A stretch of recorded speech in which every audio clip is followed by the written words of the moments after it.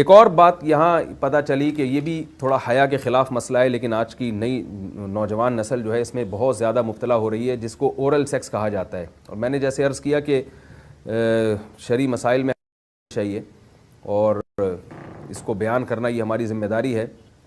تو یہ چیز بھی انگریزی فلموں سے اور فحش فلموں سے ہماری نئی نسل میں بہت تیزی سے سرایت کر رہی ہے، اور لوگ اس بارے میں علماء سے بہت زیادہ مسائل پوچھتے ہیں، خواتین بھی پوچھتی ہیں جو اس میں مبتلا ہیں.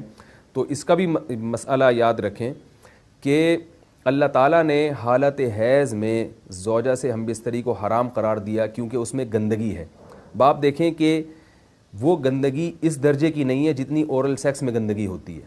اگر اس میں ڈسچارج ہو جائے بندہ، انسان جو ہم بستری کرنے والا ہے زوجہ سے، وہ منہ میں ڈسچارج ہو جائے، تو آپ سوچیں کہ اللہ تعالیٰ شرمگاہ کو گندگی سے بچا رہے ہیں، جس کی وجہ سے حیض کی حالت میں ہم بستری کو حرام قرار دیا. تو منہ جس سے انسان کھانا کھاتا ہے، جس سے کلمہ پڑھتا ہے، اور جو انسان کے جسم میں سب سے اشرف عضو ہے، سب سے زیادہ معزز اور مکرم عضو ہے، اس میں ایسی گندگی کو ڈالنا کہاں سے جائز ہو سکتا ہے، کہاں سے حلال ہو سکتا ہے؟ تو آج بعض متجدد قسم کے لوگ جو ہے نا اس کو حلال قرار دے رہے ہیں، تو یہ بالکل غلط ہے. تو یہ بات خوب ذہن میں رکھیں کہ اورل سیکس کے ذریعے اپنی خواہش کو پورا کرنا اس طور پر کہ ڈسچارج ہو جائے انسان عورت کے منہ میں، بیوی کے منہ میں، یہ بالکل حرام ہے، بالکل ناجائز ہے.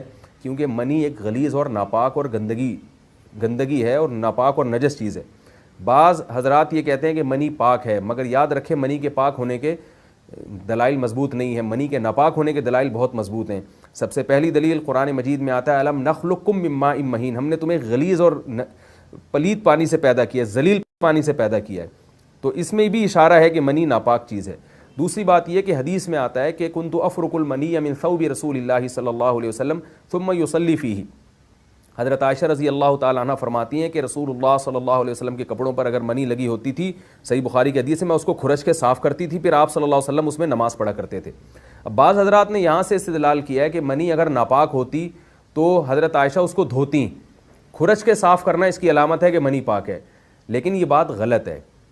اگر منی پاک ہوتی تو حضرت عائشہ کو کھرچنے کی ضرورت نہیں تھی.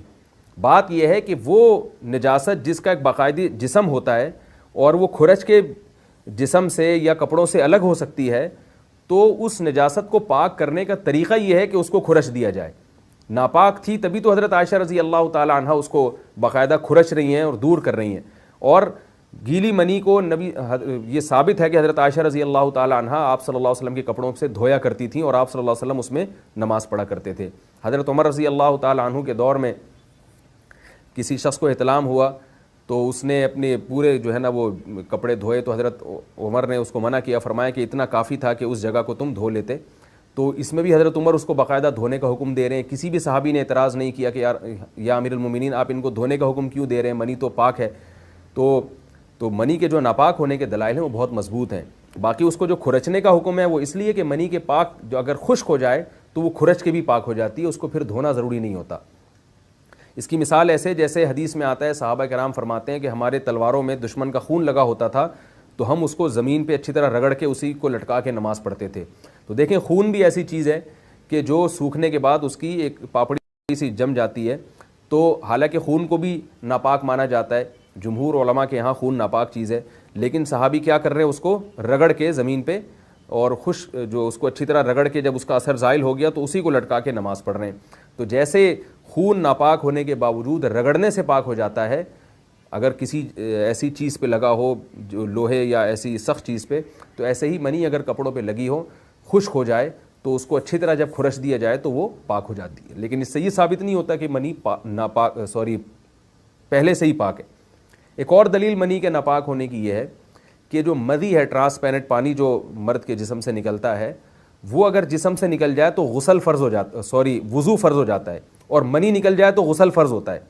اب یہ کیسی بات ہے کہ مدی کے نکلنے سے جس سے وضو فرض ہو رہا ہے وہ تو ناپاک ہے، اور منی نکلنے سے جب غسل فرض ہو رہا ہے بڑی والی طہارت، تو اس کو ہم پاک قرار دیں. تو اس لیے امام ابو حنیفہ رحمہ اللہ تعالیٰ کا مذہب منی کے بارے میں کہ یہ نجاست غلیظہ ہے، اور امام مالک کا بھی یہی مذہب ہے. یہ مذہب بہت دلائل کے لحاظ سے قوی ہے. تو اس لیے عورت کے منہ میں ڈسچارج ہونا یہ بالکل حرام ہے، ناجائز ہے، گندگی ہے. اسلام میں اس کی قطعاً اجازت نہیں ہے.